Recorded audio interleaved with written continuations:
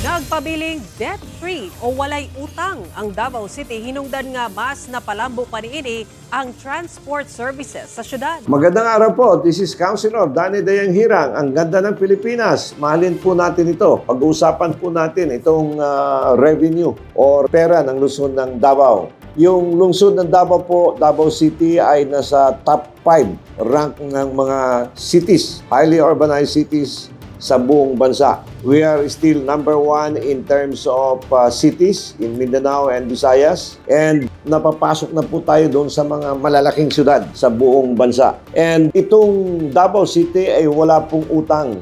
Kasi karamihan ng mga LGU ay nangungutang sa Land Bank, sa DBP. Usually, pinapayagang mag-utang yung mga munisipyo. Alam mo yung governance, yung mga local government units, parang corporation yan eh. Yung taxes ng mga tao ay binabayad sa gobyerno. At yung taxes ng gobyerno ay inaaprubahan kung paano gamitin at magkano yung taxes na-impose ng gobyerno doon sa tao. That is power of taxation. Now, yung collection ng pera ay ginagamit para sa public service. So ano yung public service? Sana wag lang namang malita kasi nagkagulo-gulo na nga tayo eh. So, yung public service ay ginagamit sa pangsweldo ng tao. Pangsweldo ng mga nasa gobyerno, like for example, mga sundalo. Ilang libo ang sundalo natin sa buong Pilipinas. Ilang teachers sa buong Pilipinas. Doon po napupunta yung pera. Ilaw lang mismo ng Davao kasi lahat ng mga kalsada, merong ilaw yan. In the case of Davao City, ang binabayaran natin dyan,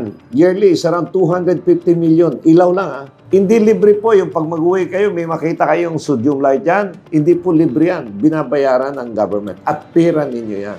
Pag naglakad ka, umuwi ka ng gabi, may makita kang pulis dyan, patrol car. Ang nagbigay niyang patrol car na yan, pera ninyo galing sa gobyerno, including the gasoline. Then, huwag natin kalimutan, ang nagpataas ng sweldo sa lahat ng empleyado ng gobyerno, kasali yung pulis at saka militar, ay si President Rudy Duterte. Doon po napupunta yung taxes. Now, in the case of Davao City, wala pong utang yung Davao. But, napakataas po ng demand ng services. For example, yung ating garbage lang, umaabot ng 70,000 tons a day. Yung basura, diyan po napupunta minsan, yung pera natin, siyempre, yung basurero, babayaran mo yan, sisilduhan mo yan. Yung gasolina ng truck. So, sa laki ng Davao, marami ding sinusuportahan. Yung mga auxiliary police, kasi kulang yung police natin, yung mga barangay, may mga support multiplier. Ibig sabihin multiplier, meron silang police ako, meron pa akong assistant.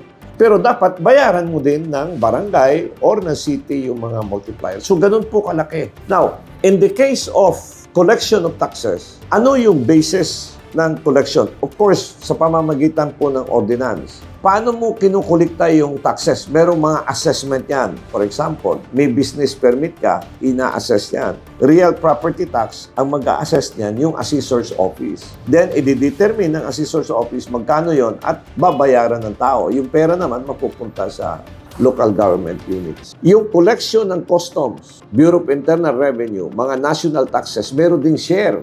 Lahat ng munisipyo at saka probinsya. So, in the case of Davao City, napakaganda ng fiscal management ni Mayor Basti Duterte. But of course, yung demand for more services napakataas. Lahat ng mga checkpoint, yung mga nagbabantay dyan na mga task force Davao, merong mga honorarium yan.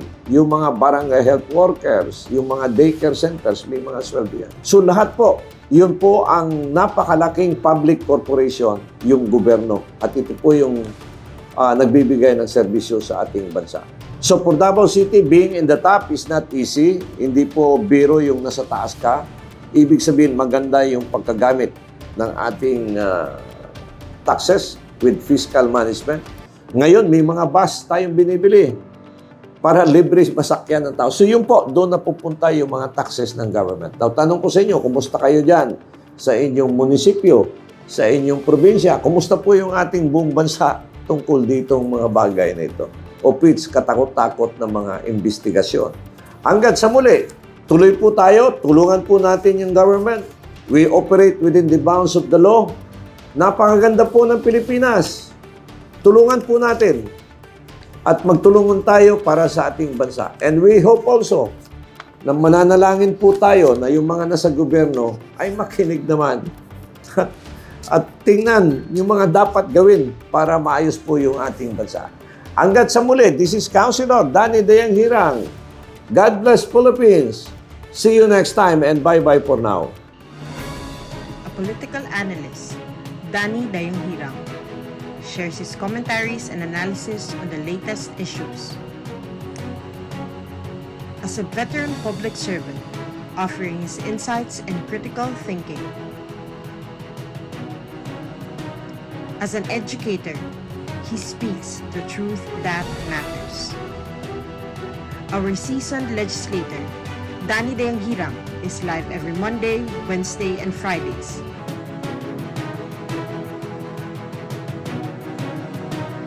Follow us on our social media platforms for more details.